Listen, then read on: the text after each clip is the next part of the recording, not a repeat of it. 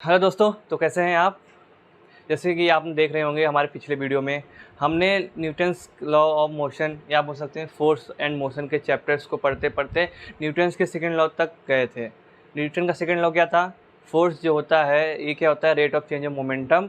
अगर हम मास को कांस्टेंट ले लें तो फोर्स हो जाएगा F net equal to mass into acceleration. Newton's का सेकंड लॉ ये बताता है।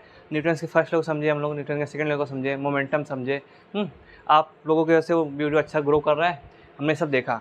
जानते हैं कि फिजिक्स में अगर आपने कॉन्सेप्ट को समझ लिया है तो क्या होता है कि चीज़ों को आप समझ सकते हैं। फिजिक्स में जब आप कॉन्सेप्ट को समझ लिए, कॉन्सेप्ट समझने के बाद क्या होता है, फिजिक्स में सम्स होते हैं। फिजिक्स में क्या होते हैं? सम होते हैं। सम्स को क्या करना है? करना पड़ता है। अगर हम सम्स को कर पा रहे हैं इसका मतलब हमने उस टॉपिक के सब कुछ समझ लिया है। कॉन्सेप्ट तो समझ ही लिए, उसके पीछे का थ्योरी समझ ही लिए हैं, सम्स को भी समझ लिए हैं। ठीक है।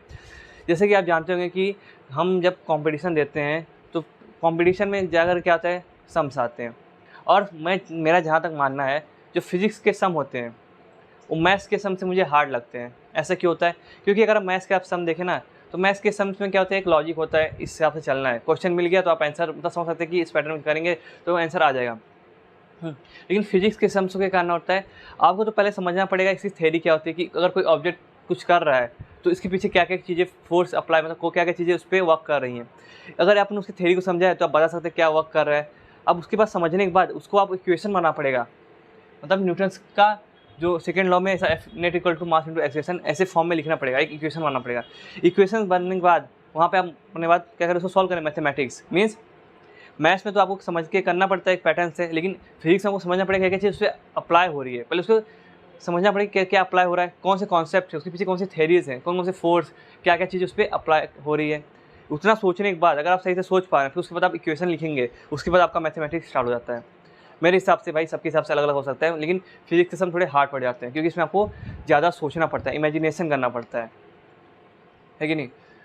तो अगर हम किसी सम्स को कर रहे हैं फिजिक्स के अंदर तो थ्योरी तो सबसे बेस्ट आना चाहिए। पहली बात तो ये, अगर आपके पास थ्योरी आ गए हाँ तो उसके बाद आपको उसका इक्वेशन आना चाहिए, उसका इक्वेशन ऑफ मोशन लिखना आना चाहिए। ये जो हम आज टॉपिक पढ़ने जा रहे हैं, working with Newton's first and second law, बहुत अच्छा टॉपिक है, बहुत ही बेस्ट टॉपिक है। अगर इस टॉपिक को हम समझ गए तो हम लोग समझ सकते हैं कि आप हमने फिजिक्स के 30 या 40% सम्स को कर सकते हैं, कोई भी सम आ जाए। 12 लेवल क्या है उसके आगे भी लेवल तक आप कोई भी सम्स कर सकते हैं। इतना है ये टॉपिक जो आज का वीडियो है, बहुत इंपॉर्टेंट वीडियो है। अगर आज इसको समझ गए आप तो हर सम्स को करने के लिए आपको पता है हर सम में कुछ ना कुछ फोर्स होगा, कुछ ना कुछ मोमेंटम जो भी होगा वो सब होंगे। तो उस फोर्स को कैसे हम लिखें इक्वेशन ऑफ मोशन में? अगर एक बार हमने इक्वेशन ऑफ द मोशन लिख दिया F net equal to mass into acceleration, या उसके कंपोनेंट फॉर्म में एक्स एक्सिस पे कितना फोर्स है, उसमें कितना एक्सेलरेशन है, अगर हमने इस फॉर्म में अगर किसी इक्वेशन को लिख लिया है सॉल्व करके तो समझिए सम सॉल्व हो चुके हैं। अगर हमने इसे लिख पाया तो मतलब सम सॉल्व हो चुका है। अगर आपको एक्सेलरेशन मालूम है तो क्या कर सकते हैं आप, उससे आप वेलोसिटी निकाल सकते हैं। वेलोसिटी मालूम है आप डिस्प्लेसमेंट निकाल सकते हैं, टाइम निकाल सकते हैं, है कि नहीं। तो मीन्स अगर हम किसी बॉडी पे कितना फोर्स लग रहा है, अब फोर्स को उसके मास और एक्सेलरेशन से रिलेट कर दें, मीन्स इक्वेशन लिख दें, तो हम क्या कर सकते हैं, उस पूरे सम्स को आराम से सॉल्व कर सकते हैं। और ये बस यहाँ ही नहीं काम करता है, ये जो इक्वेशन है, ये जो पैटर्न है, हर एक क्वेश्चन पे अप्लाई होता है, फिजिक्स के लगभग हर एक क्वेश्चन पे। तो ये टॉपिक है बहुत ही इंपॉर्टेंट है मेरे हिसाब से और सबके हिसाब से भी।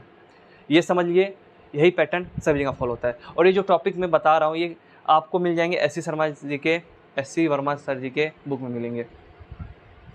बहुत ही अच्छा चीज़ है। किसी भी सम्स को करने का सबसे पहला पैटर्न, सबसे पहला जो स्टेप होता है ये स्टेप होते हैं। तो देखते हैं कैसे क्या होता है। तो देखिए जब हम किसी भी सम्स को करते हैं तो सब कुछ करते हैं तो देखेंगे कि वहाँ पे बहुत सारे बॉडी होती हैं, बॉडी में से ऑब्जेक्ट होते हैं। अब किस ऑब्जेक्ट को हम लोग क्या मान के चलते हैं, मतलब अगर हमें किसी ऑब्जेक्ट पे पता करना है कि इस पर कितना फोर्स लग रहा है, एक्सेलरेशन कितना हो रहा है, कितना डिस्प्लेसमेंट कर रहा है, तो क्या करना पड़ता है कि उस ऑब्जेक्ट को हमें क्या करना पड़ता है, अपने सिस्टम के फॉर्म में कंसीडर करना पड़ता है। मीन्स हम वहाँ पे ऑब्जर्वेशन लेने स्टार्ट करने जा रहे हैं तो हम किस ऑब्जेक्ट को सिस्टम ले सकते हैं। तो यहाँ पे जो सिस्टम है क्या, तो सबसे पहले क्या होता है, स्टेप 1 है डिसाइड द सिस्टम। तो किस ऑब्जेक्ट को हम सिस्टम कंसीडर कर सकते हैं, क्या क्राइटेरिया सिस्टम कंसीडर करने का। अगर हमने किसी ऑब्जेक्ट को कंसीडर किया है सिस्टम, तो सिस्टम कंसीडर करने के बाद उस ऑब्जेक्ट का पोजीशन कैसे दिखाएंगे, ये सब सिस्टम को कंसीडर करने के बाद पता चलता है। क्या हम 2 से ज़्यादा ऑब्जेक्ट को एक साथ कंसीडर कर सकते हैं सिस्टम, ये सब हम इस पर देखेंगे एग्जाम्पल के फॉर्म में। अगर हमने सिस्टम कंसीडर कर लिया है, उसके बाद कौन कौन से फोर्स उस पर लग रहे हैं, जिस हम ऑब्जेक्ट को अपने ऑब्जर्वेशन में ले रहे हैं उसको हम सिस्टम कहेंगे, है कि नहीं। अब उस सिस्टम में कौन कौन से फोर्स अप्लाई हो रहे हैं बाहर से। देखो एक सिस्टम हमारा बाहर की ओर, मतलब जैसे मैं हूँ तो मैं भी अर्थ को क्या कर रहा हूँ, पुश कर रहा हूँ, अर्थ भी मुझे कर रही है। तो हम किसको कंसीडर कर रहे हैं, अगर हम सिस्टम को कंसीडर कर रहे हैं तो उस सिस्टम से भी फोर्स लगता है और उस सिस्टम पर भी फोर्स लगता है। मीन्स बाय और on, means force by system और फोर्स ऑन सिस्टम। तो हमें पता करना पड़ेगा कौन कौन से फोर्सेस लग रहे हैं, आइडेंटिफाई करना पड़ेगा। तो उसको बोलेंगे एक्सटर्नल फोर्स और इंटरनल फोर्स। सिस्टम पे जो फोर्स लगते हैं बाहर की तरफ से उसको बोलते हैं एक्सटर्नल फोर्स। ये हम पढ़ेंगे एक्सटर्नल और सिस्टम, ये सब देखेंगे अभी एग्जाम्पल में। तो उसको पहले पता करिए कौन से फोर्सेस उस पर लग रहे हैं। हमें उसी फोर्स को कंसीडर करना है जो उस पर फोर्स लग रहे हैं, ना कि जो फोर्स हम उसको सिस्टम दूसरे पे लगा रहे हैं। अब कौन कौन से फोर्स लग रहे हैं, आपको पता है ग्रेविटेशन फोर्स होता है, इलेक्ट्रोमैग्नेटिक फोर्स होते हैं, हमने बहुत सारे फोर्स पढ़े न्यूक्लियर, फिर उसमें spring force, normal force, applied force, ये सब फोर्स को पढ़ना पड़ेगा। अब हमने फोर्स समझ लिया कौन कौन से किसी भी सिस्टम में कौन कौन से फोर्स लग रहे हैं। अब उसके समझने के बाद स्टेप 2 के बाद हमें स्टेप 3 देखना है कि अब हम उसको ऑब्जेक्ट को बनाने के लिए क्या करेंगे। जैसे कोई ऑब्जेक्ट है, हमने उसको कंसीडर किया सिस्टम, हम उसको क्या करेंगे, एक पॉइंट मान लेंगे, क्योंकि हम पॉइंट मान के चलते ही हैं। अब पॉइंट मानने के बाद उस पर हम सभी फोर्सेस को दिखाएंगे कि कौन सा फोर्स किधर लग रहा है, ठीक है। जैसे अभी कोई फोर्स लग रहा है, मान लीजिए इधर एक लग रहा है, इधर एक लग रहा है, इधर एक लग रहा है, तो सभी फोर्स को हम क्या करेंगे, उसके फ्री बॉडी डायग्राम बोलते हैं। मतलब उस बॉडी को पॉइंट कंसीडर करके उस पर फोर्सेस को हम दिखाएंगे उसके एरो का यूज़ करके। इसको बोलते हैं फ्री बॉडी डायग्राम। स्टेप 3 होने के बाद हम क्या करेंगे, स्टेप 4 की ओर जाएंगे। फिर हम जैसे हमने हर फोर्सेस को बना दिए हैं, उसके बाद हम अपने आप को एक्सिस कंसीडर करेंगे, मतलब वहाँ पे एक फ्रेम ऑफ रेफरेंस लेंगे, कोऑर्डिनेट एक्सिस कंसीडर करेंगे, जहाँ पे हम क्या करेंगे, अभी उस मोशन को एक्सप्लेन करने की कोशिश करेंगे। अब जरूरी नहीं कि हमेशा आप जो एक्सिस कंसीडर करें ऐसे हो, टेढ़ा भी हो सकता है, वो क्वेश्चन पे डिपेंड करता है किस पे हमको लेना है कि नहीं। तो क्या करते हैं, एक बार एक क्या करते हैं हम लोग, एक क्वेश्चन को समझते हैं। मतलब हम देखते हैं सिस्टम किसको कहेंगे, हाँ कौन से फोर्स अप्लाई हो रहे हैं, हम एक एक एग्जांपल को लेके चलते हैं। तो देखिए सिस्टम कंसीडर करने का सबसे पहला मतलब कुछ कंडीशन है। पहली बात क्या कंडीशन की, किसी भी चीज़ को हम अगर कंसीडर कर रहे हैं सिस्टम, तो सिस्टम में होना चाहिए एक्सेलरेशन, जो मैग्नीट्यूड होना चाहिए,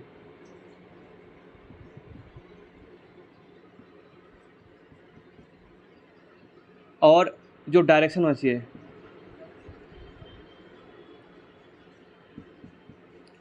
सेम होना चाहिए। कोई भी सिस्टम जो हम दो बॉडी को अगर सिस्टम बनाना चाह रहे हैं, एक बॉडी तो ले लेंगे, दो बॉडी का सिस्टम बनाना चाह रहे हैं, तो उसके अंदर क्या होना चाहिए, जो मैग्नीट्यूड है, एक्सेलरेशन का जो मैग्नीट्यूड है और जो उसका डायरेक्शन है, वो दोनों सेम होना चाहिए। तभी हम क्या कर सकते हैं, उसको एक सिस्टम मान सकते हैं, मतलब पूरे को एक बॉडी समझ सकते हैं।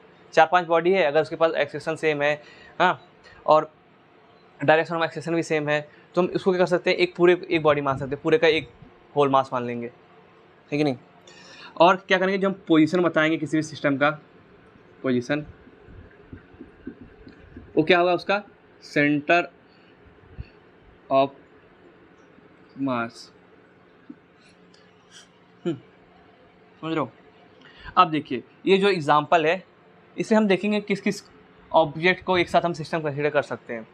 सिस्टम जैसे हम जैसे मैं हूँ, मैं अपने आप को एक पॉइंट, जिससे जो न्यूटन्स के हम लॉ पढ़ते हैं, ये किस पे एप्लीकेबल होते हैं, किसी पॉइंट ऑब्जेक्ट पे। अब मास पूरा उस पर कॉन्सेंट्रेट होता है। अब मैं तो पॉइंट ऑब्जेक्ट हूँ नहीं, पॉइंट मीन्स ये, हाँ, अब मैं तो इतना बड़ा पॉइंट हूँ नहीं, लेकिन मैं अपने आप को पॉइंट कंसीडर कर सकता हूँ। क्यों, अगर मैं मान के चलूँ क्या, हमारे हर बॉडी पार्ट के अंदर का जो एक्सेलरेशन है और जो मैग्नीट्यूड ऑफ द एक्सेलरेशन है, जो डायरेक्शन ऑफ द एक्सेलरेशन है, वो सेम है। तो मैं पूरे बॉडी को क्या कर सकता हूँ, मैं एक सिस्टम कंसीडर कर सकता हूँ, हाँ, और उसको एक पॉइंट कंसीडर कर सकता हूँ, और जो पॉइंट होगा कहाँ होगा, वो मेरे सेंटर ऑफ मास में होगा, ठीक है नहीं। तो इस तरह से हम क्या करते हैं, सिस्टम कंसीडर करते हैं। ये सब हम स्टेप्स देखते हैं, पहले देखते हैं इसमें सिस्टम्स क्या है। तो देखेंगे, अगर हम इस डायग्राम की बात करें, ये भी आपको एस.सी. वर्मा सर जी के बुक में मिल जाएंगी। बहुत अच्छा एग्जांपल था, तो मैं क्यों अपना एक्स्ट्रा नॉलेज, मतलब एक्स्ट्रा टाइम बर्बाद करूँ किसी और चीज़ को एग्जांपल देने में, इतना अच्छा एग्जांपल पहले से दिया हुआ है, ठीक है नहीं। तो अगर हम मान लेते हैं कि ये हमारे पास कोई एक प्रोसेस हो रहा है, प्रोसेस, इसमें क्या है कि एक ब्लॉक्स है, ए ब्लॉक है, देखिए इधर लिखा है ए, उसके ऊपर बी ब्लॉक है, एक सी ब्लॉक है, इसके बीच में क्या धागा है, और फिर क्या पुली है, पुली से क्या करें, इस धागे इसको खींच रहे हैं, ये डीप है, जो क्या है पुली है, और ये फिक्स है, ठीक है। और ई ब्लॉक है, ये पुली है, और ये जी ब्लॉक है, A B C D E F G. तो बताइए हम किस किस को एक साथ लेके कंसीडर कर सकते हैं क्या सिस्टम? तो देखते हैं। तो सिस्टम कंसीडर करने के लिए क्या है, magnitude of the acceleration same होना चाहिए, direction of the acceleration same होना चाहिए, और पोजीशन भी सेम होना चाहिए। तो देखिए किसी भी एक ऑब्जेक्ट हम किसी भी एक बॉडी को हम सिस्टम कंसीडर कर सकते हैं, हाँ।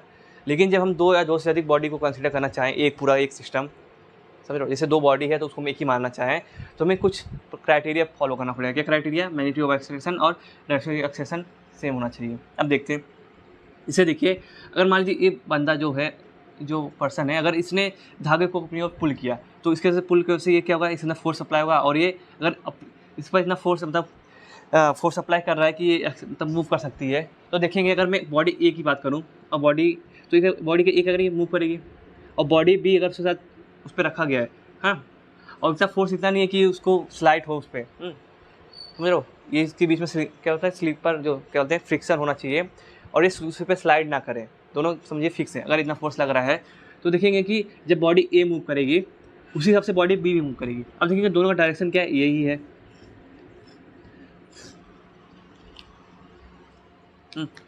तो जो एक्सेलरेशन का डायरेक्शन इधर है। अब देखेंगे कि ये जो ऑब्जेक्ट है, अगर इस तरीके से सेंटर मास इधर है, इसका भी सेंटर मास इधर है, इसका इसको मूव कराएंगे तो दोनों का सेंटर मास उतना ही डिस्टेंस ट्रैवल करेगा। मीन्स इसका जो ट्रैवल होगा डिस्टेंस, और इसका जो ए का होगा, जो बी का होगा, दोनों का सेम होगा। मीन्स जो मैग्नीट्यूड ऑफ द एक्सेलरेशन है और जो डायरेक्शन ऑफ द एक्सेलरेशन है, ए और बी का दोनों का सेम है। तो हम क्या कर सकते हैं, सिस्टम के तौर पे हम क्या कर ले सकते हैं,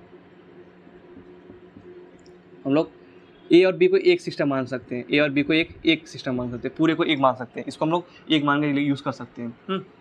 ये तो हो गया। क्या हम लोग ए और सी को मान सकते हैं? आप देखेंगे जब ये ऑब्जेक्ट खींचेगा, मतलब ये पर्सन इसको खींचेगा, तो ये भी आगे की ओर मूव करेगा। अब जितना मान लीजिए ये धागा अगर यहाँ से 2 सेंटीमीटर घिसका है, तो इधर से भी जो धागा ये भी 2 सेंटीमीटर घिसकेगा, तो उसके पार ना हो जाए तब की बात है। तो ये भी 2 सेंटीमीटर घिसकेगा, ये भी 2 सेंटीमीटर कुछ टाइम में जो घिसका है, हाँ। और डायरेक्शन भी सेम है, तो इसका मतलब हम लोग ए और सी को भी एक पूरा सिस्टम मान सकते हैं। जब हम ए और सी को सिस्टम मान सकते हैं तो बी भी उतना ही घिसका है, तो हम लोग बी और सी को भी एक सिस्टम मान सकते हैं, और ए प्लस बी प्लस सी को भी एक सिस्टम मान सकते हैं, पूरे को एक सिस्टम मान सकते हैं। समझ लो, अगर ए 1 kg, 2 kg, 3 kg का है तो पूरा मिला के हम एक सिस्टम मान सकते हैं 6 kg का। तो हम चाहे तो इसको ऐसा बोल सकते थे, A plus B plus C, इसकी पूरी जगह। क्यों? क्योंकि acceleration, magnitude of acceleration same है, direction of the acceleration same है, हाँ। अच्छा, क्या हम लोग सी और ई को मान सकते हैं? देखेंगे अगर ये धागा पुल कर रहा है, अगर ये 2 सेंटीमीटर खींचा है तो इधर भी 2 सेंटीमीटर जाएगा, ये भी 2 सेंटीमीटर जाएगा। बट देखिए इसका जो मैग्नीट्यूड होगा, देखिए जो मैग्नीट्यूड होगा इसके अंदर of acceleration A B C same है, किसके साथ? विथ ई के साथ। जो ऑब्जेक्ट ई है, अगर देखा जाए एक्सेलरेशन दोनों के लिए सेम होगा, क्योंकि जितना ये मूव करेगा उतना ये भी मूव करेगा। बट क्या है यहाँ पे, बट जो डायरेक्शन है हमारा, क्या है ये डिफरेंट है। जब ये डायरेक्शन डिफरेंट हो गया तो देखेंगे दोनों कंडीशन सेटिस्फाई नहीं कर रहा है। जब दोनों कंडीशन सेटिस्फाई कर रहा है तो हम लोग क्या कर सकते हैं, ए और ई हो गया, ए और A plus B plus C plus E हो गया, या बी प्लस ई हो गया, या सी प्लस ई हो गया। ये सब को हम कंसीडर नहीं कर सकते हैं, सिस्टम नहीं कर सकते हैं। क्यों? क्योंकि इसका एक्सेलरेशन का डायरेक्शन अलग है, इसका एक्सेलरेशन का डायरेक्शन अलग है। क्या समझ में?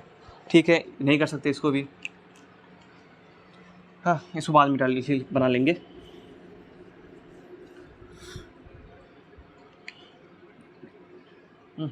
अच्छा, क्या हम लोग ए और बी और सी है, क्या जी को भी हम ले सकते हैं?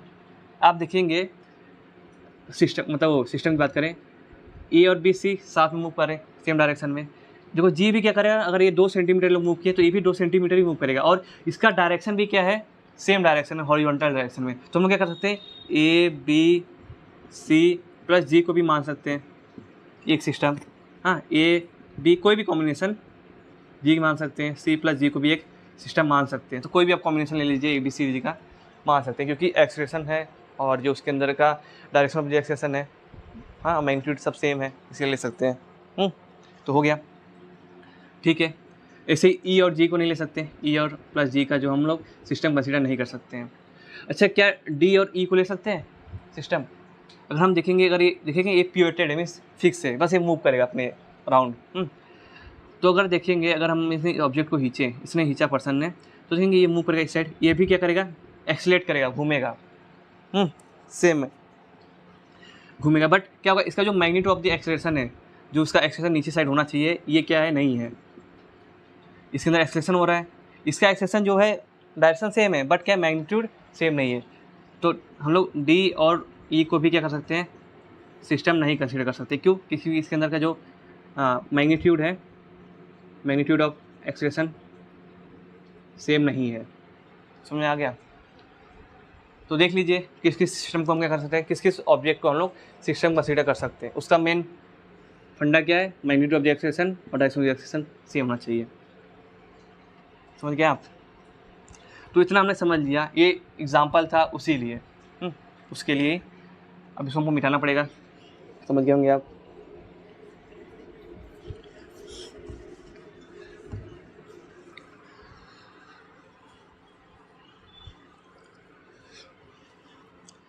तो पहला टॉपिक हम समझ गए, सिस्टम डिसाइड कैसे करेंगे, सिस्टम क्या होता है। अब आइडेंटिफाई द फोर्सेस, अब आइडेंटिफाई द फोर्सेस। अब देखेंगे हम जब सिस्टम कंसीडर कर लिए हैं तो इसमें दो फोर्स लग सकते हैं।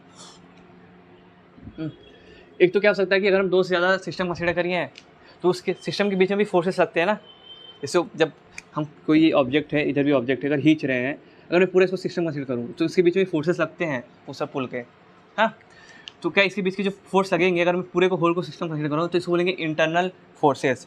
और इंटरनल फोर्सेस क्या को इस तरह से दिखाया जाता है। तो इसलिए हमने क्या लिया था एग्जाम्पल, देखिए कौन से एग्जाम्पल है, देखिए इधर मानते हैं मेरे पास दो पर्सन है,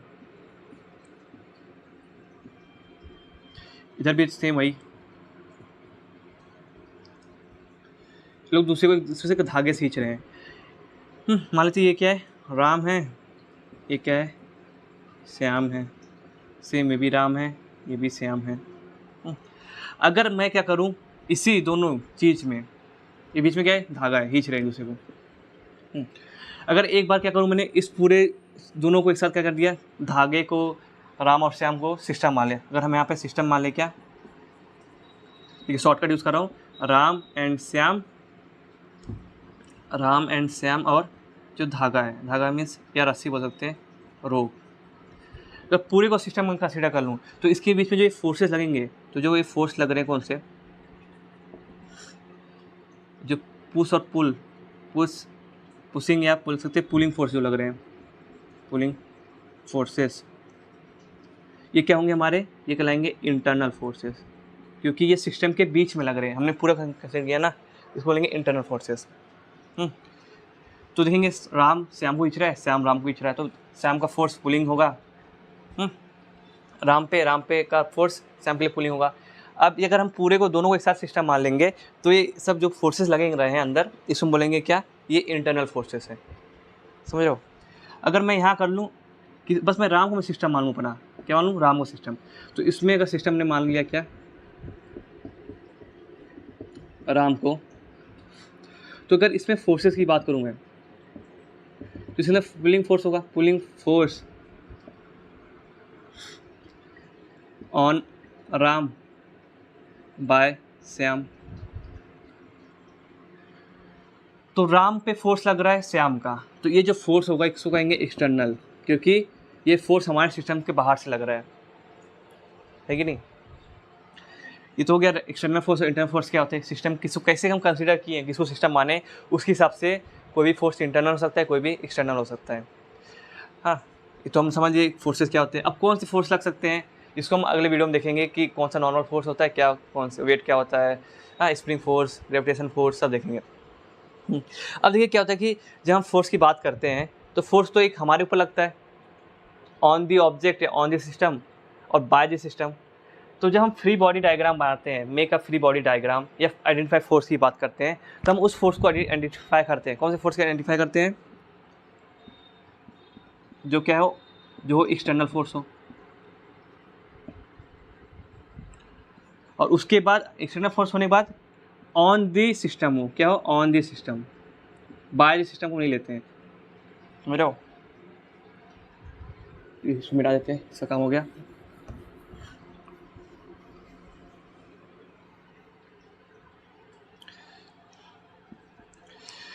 तो आप समझ रहे होंगे कि अगर हम आइडेंटिफाई फोर्स की बात कर रहे हैं तो एक तो करना पड़ेगा कि जो हमारा फोर्स होना चाहिए वो एक्सटर्नल होना चाहिए, क्योंकि इंटरनल फोर्स का मतलब ही नहीं है, एक दूसरे को कैंसिल कर देते हैं, आगे देखेंगे, फोर्स होना चाहिए। और दूसरी बात ऑन द सिस्टम होना चाहिए, on the system, by the system नहीं लेंगे हम। तुमने फोर्स आइडेंटिफाई कर लिया। अब फोर्स आइडेंटिफाई करने के बाद जब हमने सिस्टम मान लिया है, सिस्टम में एक हम पोजीशन मानते हैं जिसको हम पॉइंट से दिखाएंगे, उस पॉइंट में हम दिखाएंगे कौन सा फोर्स किधर लग रहा है, एरो डायग्राम से।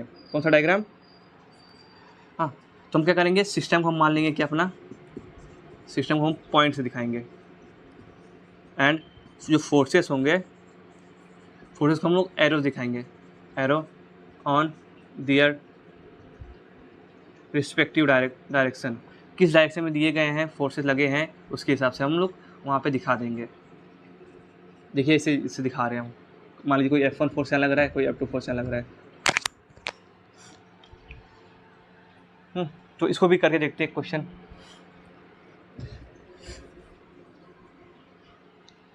तो मान लेते हैं एक कोई पर्सन